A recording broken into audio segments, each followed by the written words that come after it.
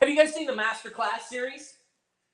Online, Masterclass, have you heard of it? Masterclass is a series of courses that you can take on dozens of topics, and they are taught by celebrity masters in the area. I've got some fancy slides. They're going to come in a second.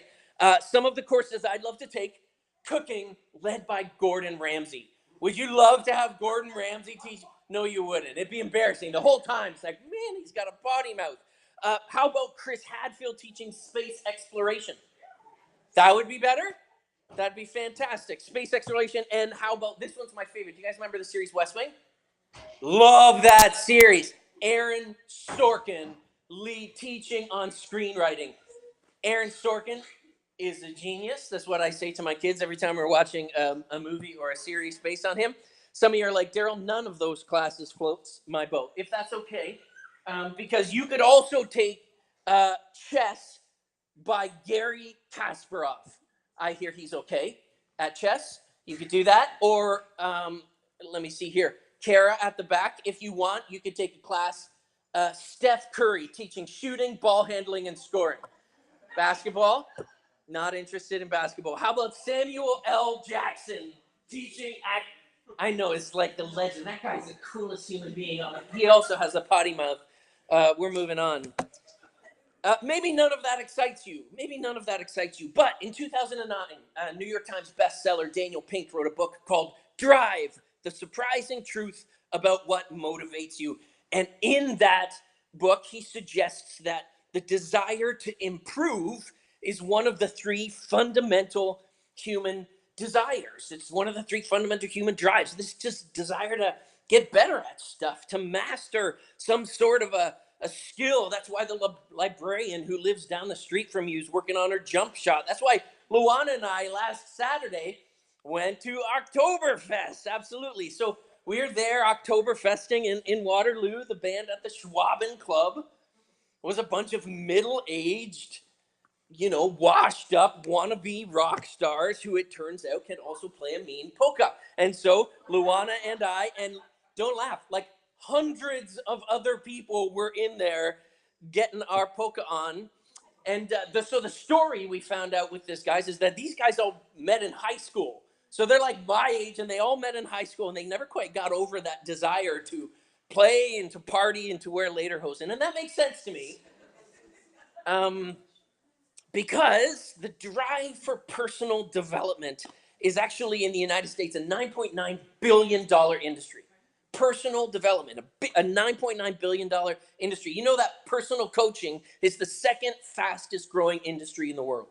Okay, so all sorts of people are trying to figure out how they can grow. People want to grow, and they want to make something of the time that they've got. They ultimately want to think that their lives matter for something. And so people are on this quest or hunt to get better.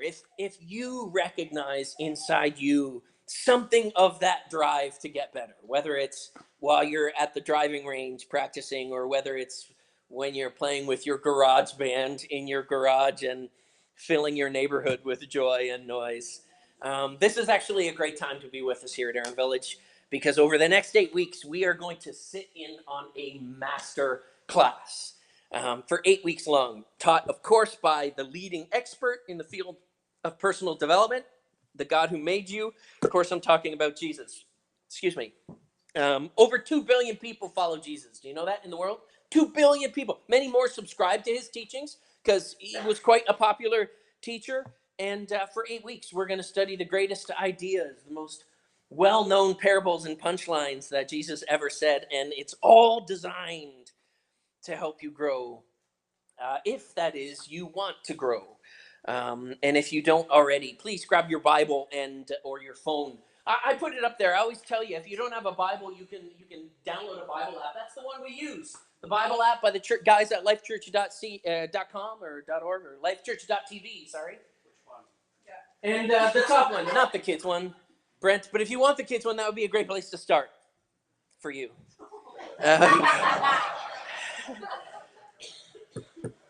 If you click on the events tab, the ... and you click events, I put my notes there. You can find my notes, the scriptures I'm going to be referring to, and some questions there. Matthew chapter 13 is where we're going to be. Matthew 13. Let me start. It says later that same day. It doesn't matter.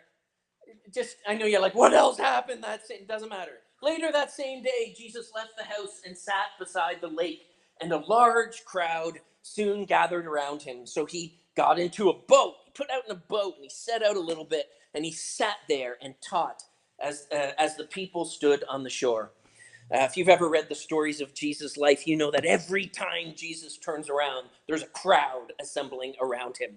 This was one of those times, and it's because Jesus was undoubtedly history's greatest storyteller, honestly. And one of the types of stories he would tell are parables. If that's brand new to you, a parable is similar to a fable in that it's a story with a moral or a lesson.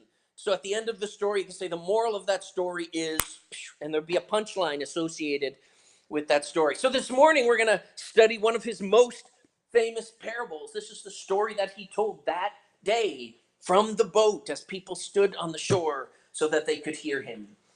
Listen, he says. It's a good place to start, Brent. Listen, a farmer went out to plant some seeds, and as he scattered them across the field, some seeds fell along a path, and the birds came and ate them up. Other seeds fell on shallow soil with underlying rock, and the seeds sprouted quickly, but because the soil was shallow, but the plants soon wilted under the hot sun, and since they didn't have deep roots, they died. Other seed fell among thorns that grew up and choked out the tender plants. Still other seeds fell on fertile soil, and they produced a crop that was 30, 60, even 100 times as much as had been planted. Anyone with ears to hear should listen and understand. Actually, that last challenge is at the center of today's teaching. So his disciples, who were like a class of apprentices or interns, if you can imagine, came to Jesus after he told the story. And they said, Jesus, I don't understand. If you want people to listen to and understand your teaching, why do you use parables? Why don't you just talk to the people? Why don't you just make us a list or something? Maybe a bunch of rules or laws that we can follow. And his answer kind of surprised them when they asked. He said, the secrets or the mysteries of the kingdom of heaven have been made known to you, but not necessarily to others. To those who listen to my teaching, more understanding will be given, and they will have an abundance of knowledge. But those who aren't listening, even what little understanding they have will be taken away from them. That is why I use parables, and that's why in verse 9 he said, anyone with ears to hear should listen and understand. For those of you who love to read the Bible in the mornings, you wake up and you get your coffee and you sit down on your thinking chair or whatever and you read the Bible. That's a great prayer to pray. God, give me ears to hear as I read your word. Help me to listen and to understand. I think he said that because as much as people say that they want to grow and become a better version of themselves, even if personal growth is a fundamental human drive, even if the desire to grow is a drive that you recognize in your own life, not everybody grows, right? Not everybody grows because not everybody's willing to do what's required to grow. So I want you to go back to the lake now. Imagine Jesus is sitting there by the lake and he's enjoying a wee tipple or probably a cup of Joe. Actually, not a. He's just sitting there having a quiet time, and this crowd starts to gather and they start asking him questions, and so much so people are starting to be like, shh, quiet down back there, and like you can't hear. So he sets out in the boat and he's looking across this vast crowd. And he knows the questions that they're bringing, but he also knows that not everybody there is really interested in hearing what he has to tell them. Some people are there for the show. Part of the crowd from Jesus is no doubt there just because they've heard he can do some tricks. Others are there because their mom dragged them out. Nobody look at your mom right now. Just look at me. Some of them are there because somebody dragged them out or invited them. I bet some were there because Jesus was just famous. He was just famous. He was the next hot ticket in the personal development. He was the Jim Rohn or the Tony Robbins. Right? Like he was just the next hot ticket in personal, professional development. And so crowds just came to check out what this guy had to say. And just like some people, Jesus tells them a story like a joke without a punchline. It's one of those stories where you're like, and what? Like, just he doesn't seem to get to that. And he does this because if they really wanted it, they were going to have to reach for it. And that's actually, if you're taking notes, the first thing that you need to write down. The first thing you need to understand about real growth, about personal development, is you have to want it. That's what the story is about. You have to want it. It's actually great news if you're a follower of Jesus, because he tells us everything you could possibly need has been given. All of the mysteries, the secrets have been told, the mysteries have been made known. God has kept nothing from you that would help you to grow in your understanding, your relationship with God, but you've got to want it. Jesus said, "Blessed are those who hunger and thirst for righteousness, for they will be filled." Have you heard that before? Blessed are those who hunger and thirst for righteousness, for they will be filled. I guess that means less than blessed are those who are, I don't know, satisfied with where they are. Less than blessed if you're satisfied. Less than blessed if you think you know everything you need to know already. Listen, around here, we welcome people at all different stages in their spiritual journey. No matter where you're at, you're welcome here. But I do want to challenge you. As we're entering a series on the teachings of Jesus, why don't you just decide this morning you're going to open your heart to the possibility that maybe God might have something more to say to you. Open your heart to the possibility that maybe there's a part of your life that you started to think that God can't work in or won't work in.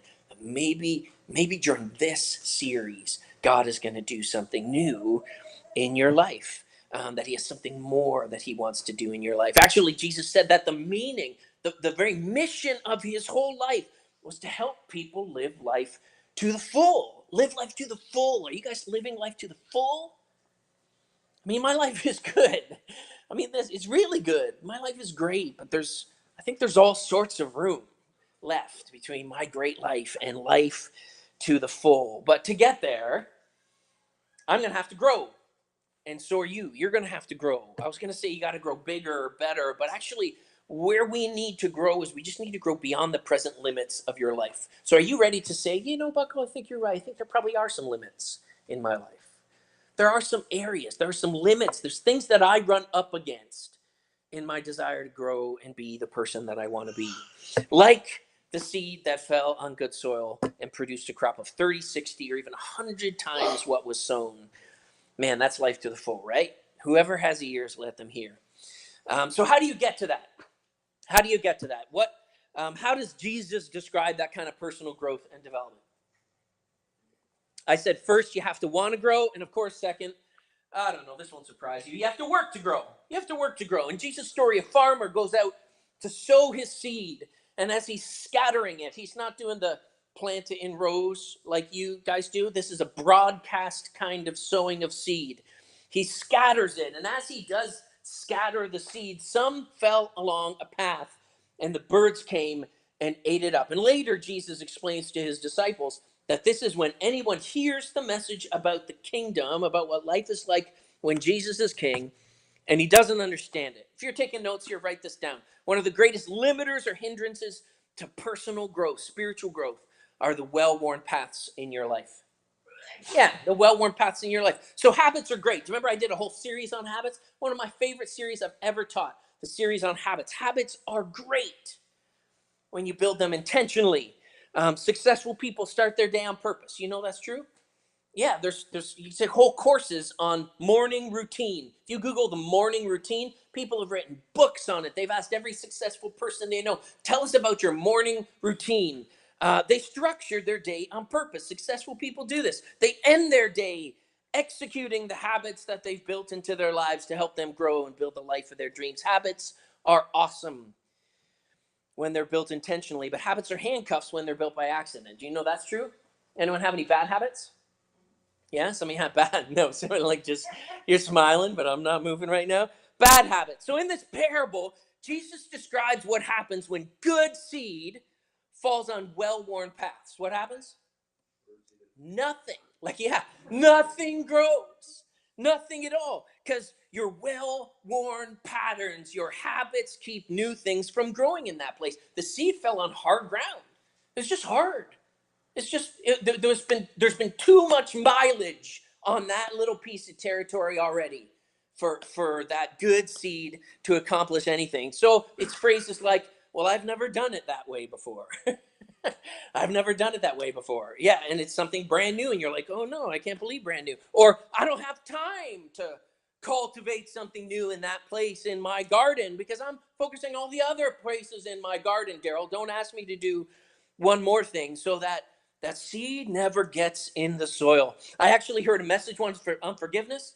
I don't have time for that kind of negativity in my life.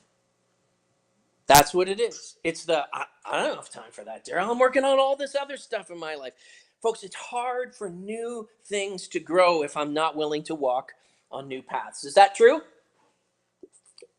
That was also a ploy to give me a chance to. What are the hard paths in your life? So you answer the question for yourself. What are the hard paths in your life? What are the places where things can't grow? What are the places where things can't? The places where you're like set in your ways. The places where you're stuck and you know you're stuck. The places where the patterns in your life keep anything from growing anywhere. Jesus says sometimes good and life-changing seed falls on hard paths and never takes root, never grows into anything. Do you want me to say that again? Sometimes good and life-changing seed falls on hard paths and never takes root, never grows into anything. Man, I bet that's happened in my life all the time.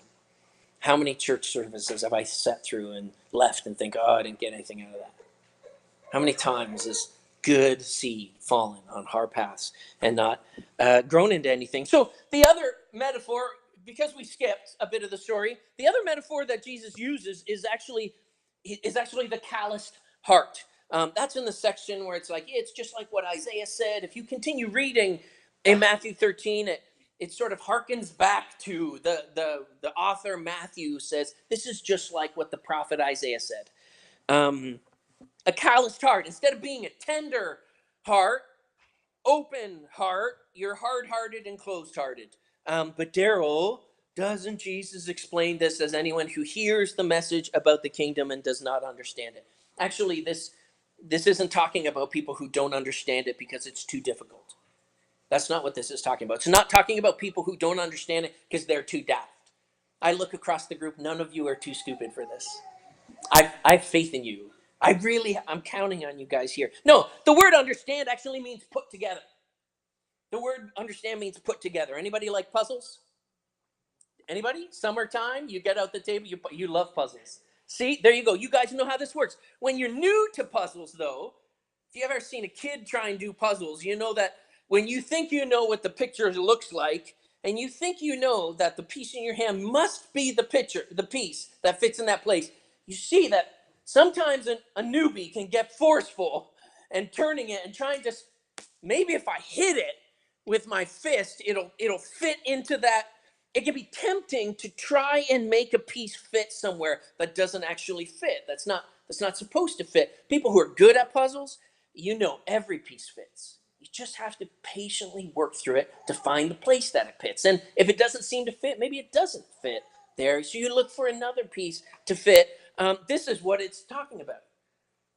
When Jesus said, who doesn't understand it, they're saying who doesn't ever patiently, persistently try and put it together. They're not mulling it over. They're not studying it, scrutinizing, turning it, flipping it until they get it. Some people are just too entrenched, too set in their ways to recognize that God is trying to plant something new and somewhere different in their garden to figure out how it all fits together. And some people actually get frustrated. They're like, no, I keep my garden. I walk the places I walk. I've got the Daryl, I know what I'm doing. I know how to work out this faith. And they get bothered when people start scattering seed where it's not supposed to be, and they're trying to sweep it off and stuff like that. They've got carefully maintained paths in their garden, and how dare somebody sow seed in those places? Those are describing people whose hearts have grown hard, right? And closed off to new things. Are you still with me? If you want to grow, you have to work to grow, right? What can you do to prepare for God's word to grow something in your life? Do you guys like Family Feud? Do you guys love that show? Family Feud? I love watching the videos, the show. I remember it. It's Sick Day. When you're in elementary school and you were sick, every sick days, you lying on the couch watching Family Feud because that's game shows were on in the morning and there's nothing better to do. So that's it. So Family Feud is where there's questions and people guess which answers are most popular amongst the general populace. So if this was Family Feud, I'd ask, what can you do to prepare for God's word to grow something in your life? And eventually somebody would hit the buzzer and carelessly say, come early. And then I'd say, survey set. And you guys would all go, no way, not coming early. The rest of you, for sure. You guys, now you're like, okay, I'm lost here. We should play that right now, Daryl. Maybe next week I'll get the game show for your apps and you can play on that, all right? Make time. What can you do to maybe be more prepared for what God wants to do in your life? Make time. During the week, you got to make time. I talked about the chair that you sit in with your morning coffee when you open the Bible and you read it. That's making time. That's trying to be in a place where God can speak to you all through the week. And on Sundays, the challenge is come early. We prayed it. We sang it. We said, God, tune my heart to sing your praise. That's why if you come 5 or 10 minutes early and you just sit here, some of you do it. You just come and you get your coffee and you come and you sit here and you just close your eyes and you say, God, today would you tune my heart to sing your praise? Today, even though I yelled at my kids and even though I fought with my husband, even though, God, it was a really rocky morning, would you tune my heart? Do something in my heart this morning to come. Or you come and you sit and you're like, oh, there's all these kids, and you pray for the kids. You pray for those kids, the baby in the back. You pray for the baby screaming because the pastor freaked it out when he went into the nursery this morning. And you're like, God bless that little guy and their family. And that's what you do. So you come early. Second thing you can do, take notes. Some of you just giggled. I can't believe someone giggled when I said take notes. Who you could be in 2023 depends on how you spend what you're given every day between now and then. Do you believe that? Yeah, who you could be in 2023. You guys like the rhyme thing. It all depends on how you spend what you're given every day between now and then. You know that if you took notes, 5 years from now, you could be fluent in another language. Don't you believe that's true? You're like, 5 years? But you could do that, right? 5 years? I could probably win an argument with my wife in German. Some of you are like, Daryl, no, you couldn't. German, Spanish, it doesn't matter. You're never going to win an argument. Moving on. You can earn a university degree in 5 years if you go to class. And if you take notes, you can earn a university. Some of you could finally learn how to make risotto properly. How many times have you tried to make a risotto and you're like, I don't know why it's not working this time. It worked last time. Some of you could learn a brand new skill. 5 years is a long time. You could be on the worship team. You could be playing bass with Mike. Frowning. No, I'm kidding. That was a bass player joke. That was just, doesn't matter.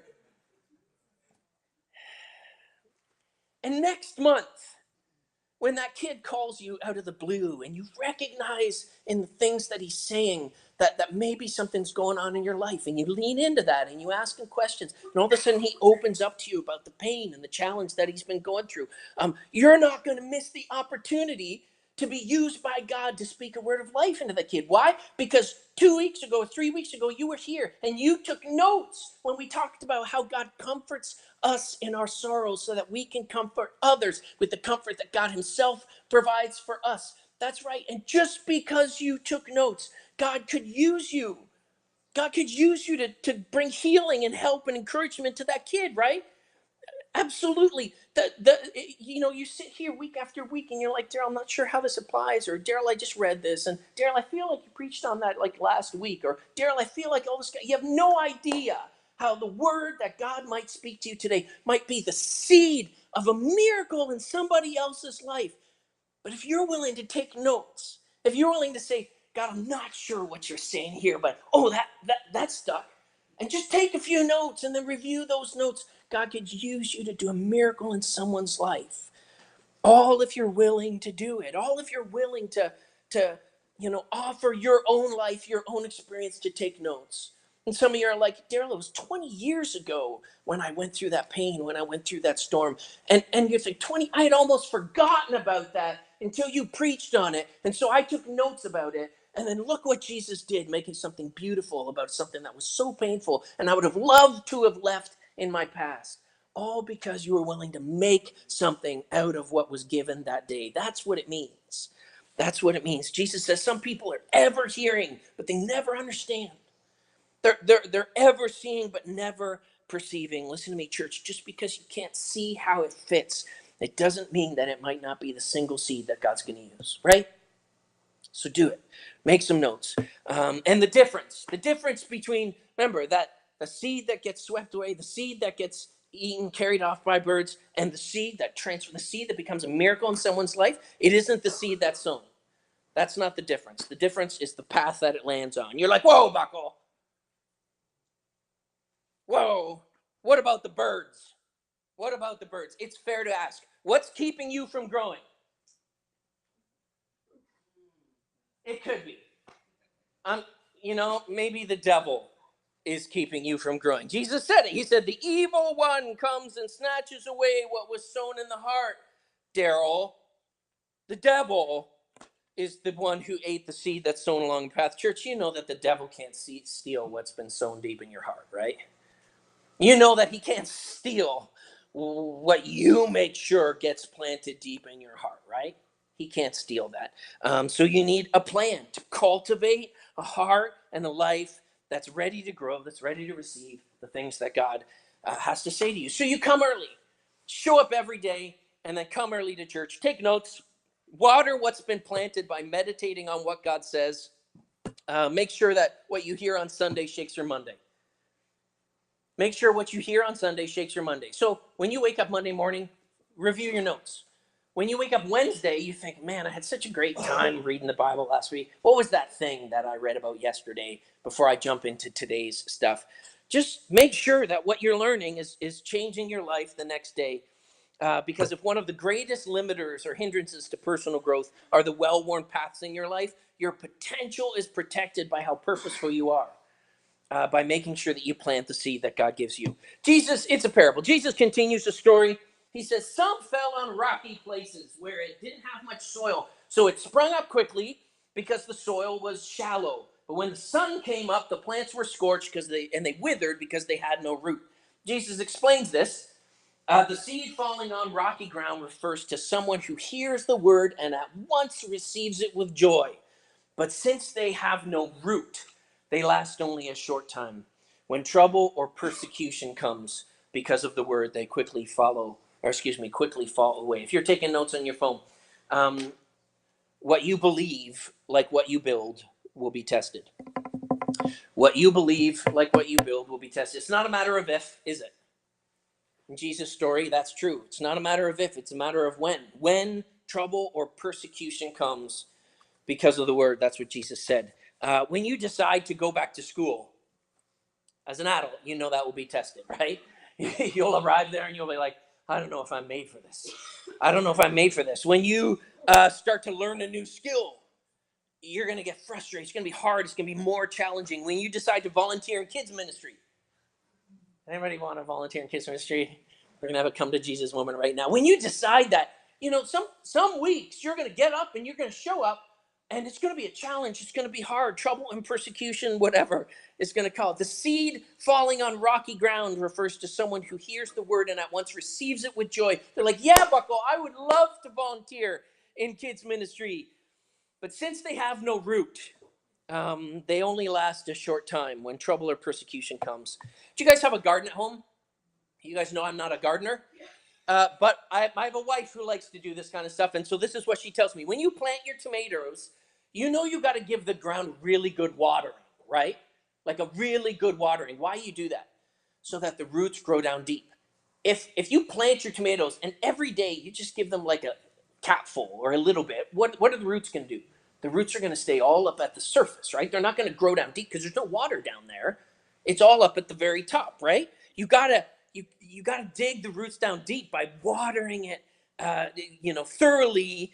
And if you water well, the roots grow down deep, and that carries you through the season of growth that's to come, right? So when your plants start to grow and maybe even get some little wee tomatoes on them, they're not going to fall over because it's got deep roots, right? Deep roots. What's the principle? Some plants that look good above ground just don't have the roots to sustain them when the storms come. Is that a good principle for this?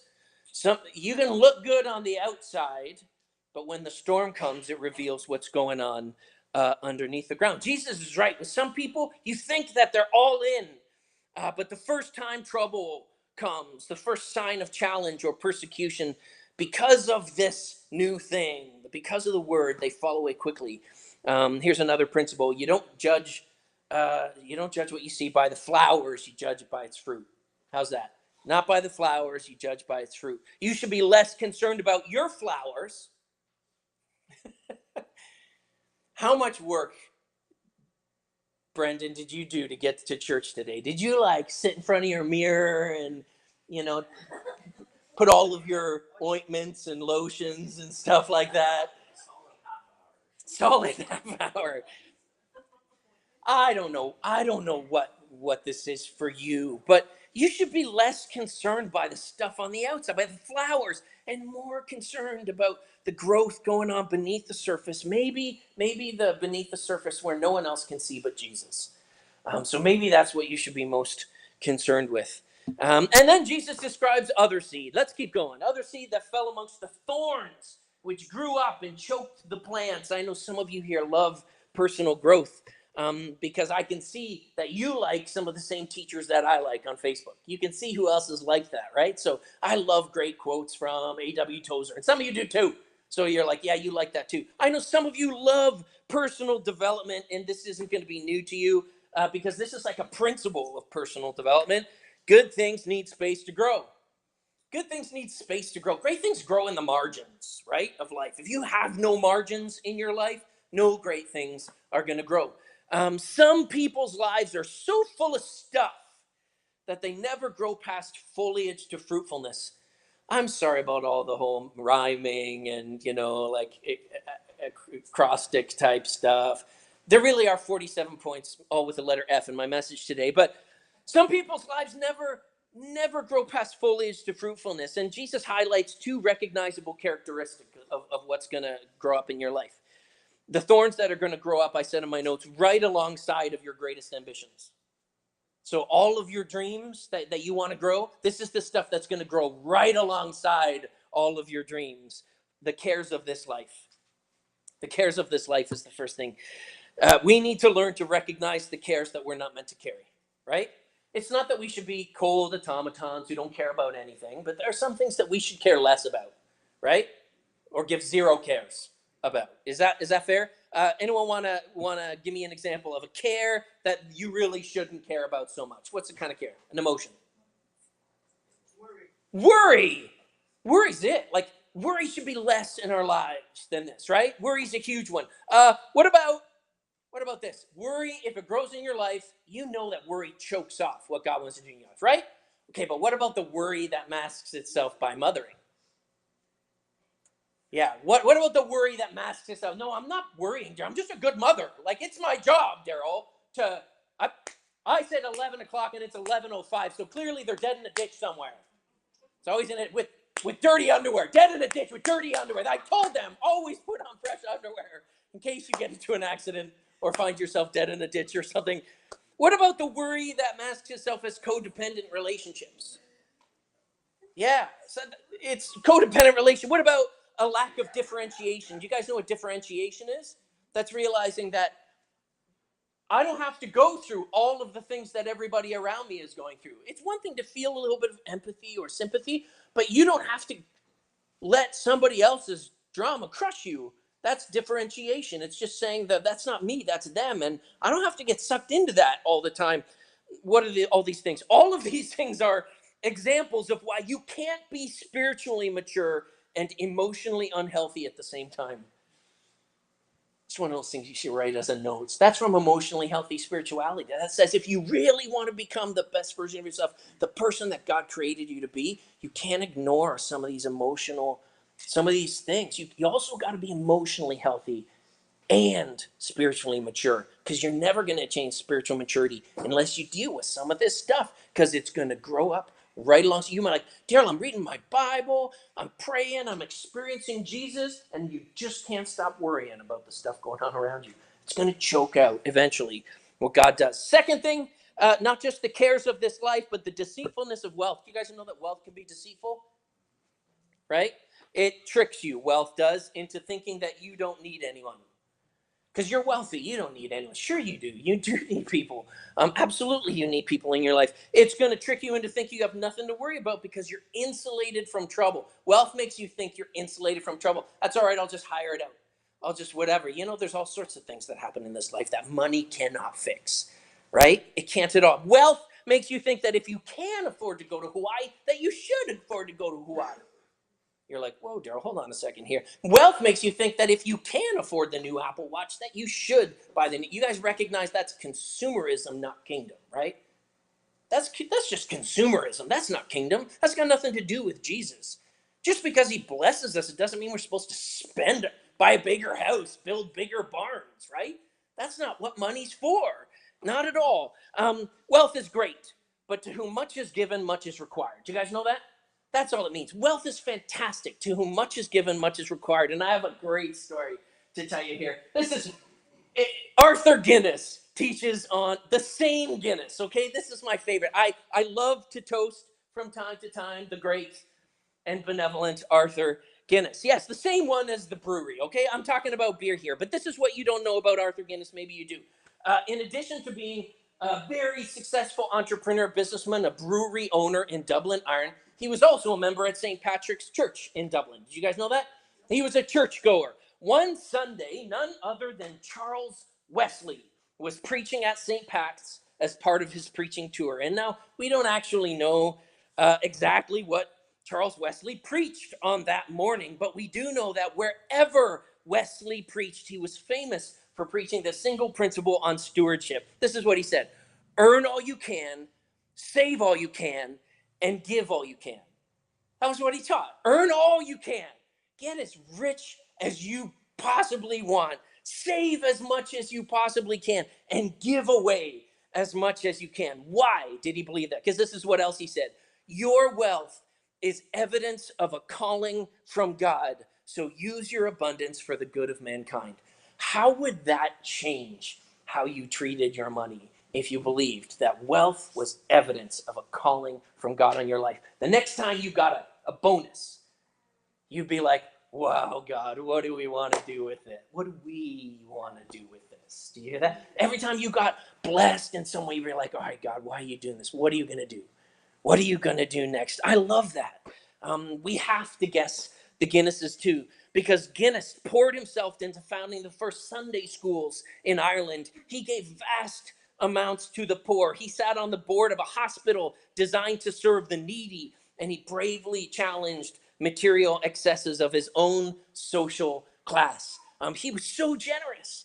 He was known. It was like there was employment revolutions because of him, because all the people who worked in his companies made more money than everyone who did, because he thought if he could bless his employees, he could change society. And so they did. They gave extra benefits, not just wages in the time, benefits, health, and other things to help make people's lives better, because they believed by bettering society, or excuse me, they could better society by bettering the lives of their employees. One more. One of the heirs to his fortune and the heirs to the business, Harry Grattan Guinness, loved to quote Prince Albert. And he said, find out the will of God for your day and your generation, and then as quickly as possible, get into line. I love that. Find out God's will for your generation and your day, and then get in line as quickly as possible. Some people never grow past foliage to fruitfulness. For some people, it's because they get rich. Yeah, some people, they can start out so good, but then God blesses them materially and it chokes out all the spiritual stuff that God. And I'm not saying I don't wish you to grow rich. The only answer is poverty. No, that's not what I'm saying. But the answer is to make sure that you see things through the lens of what God could do if you became equally generous as you are blessed and wealthy. So far we've described all of these people that seem to be, all this seed that seems to be either not growing or growing and then dying, or growing up and then getting choked out. I don't want you to view all of those people as failures. I want you to view them as premature. They never, or they haven't yet matured into what that seed is supposed to be at. Because at the end of the story, of course, Jesus says there's some other seed that falls on good soil and it grows. So I'm going to stop right there. If you haven't figured it out yet, the seed falling on good soil, Jesus says, refers to somebody who hears the word and they understand it. They put it together. They push down deep roots. They protect what they're learning. They put aside anything that might prematurely choke out what God has been growing in their lives. And this is the one who produces a crop, whose lives bear fruit 30, 60, 100 times. They seem to have this impact on everyone around them. In case you're wondering, principal growth number 5, you can write it down in your notes. Yeah, you're the dirt. Number 6, though, the future of your life depends on what kind of dirt that you are. You get this, right?